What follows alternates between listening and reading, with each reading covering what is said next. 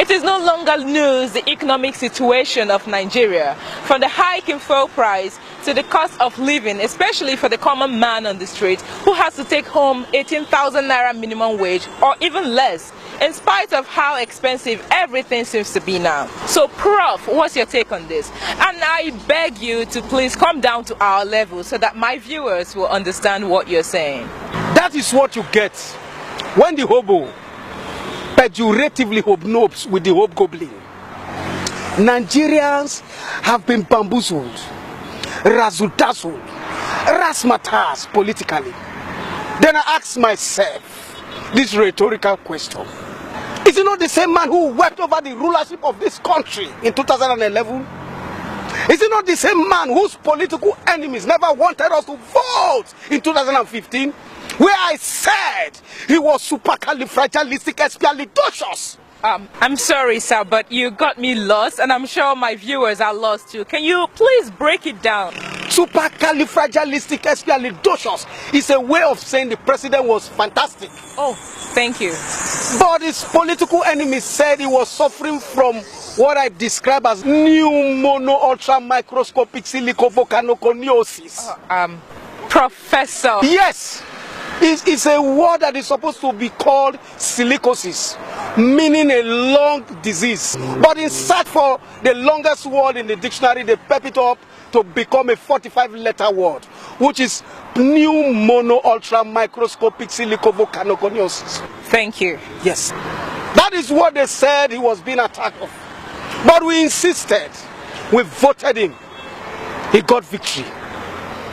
Today, what we get in return, what we get in appreciation, is the colossal, gargantuan, humongous and endemic fuel price, high cost of living. What an opprobrium, what an odium, what an ignominious memento.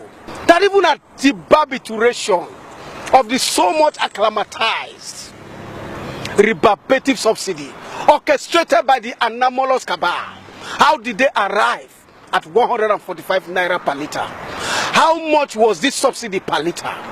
Look at it.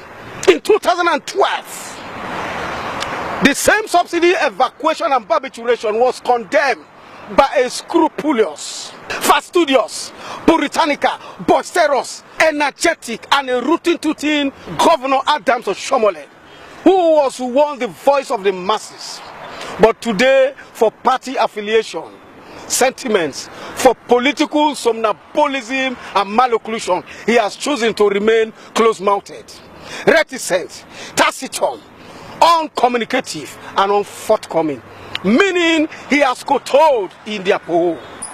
This is sardonic, opprobrious, malevolent, contumelious, erroneous, lugubrious, and exasperating. What a political baloney. What a political ballyhoo.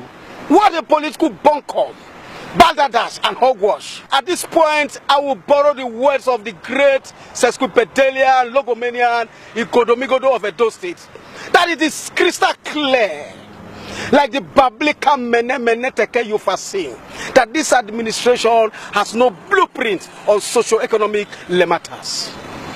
But I will advise you to tell Mr. President that following his antecedent and pedigree, we know him, he can do better.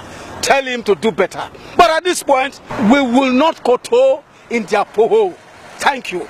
Well, Prof, thank you very much for talking to us. Well, viewers, Prof has taught me a new word today. Should we kowtow in their poho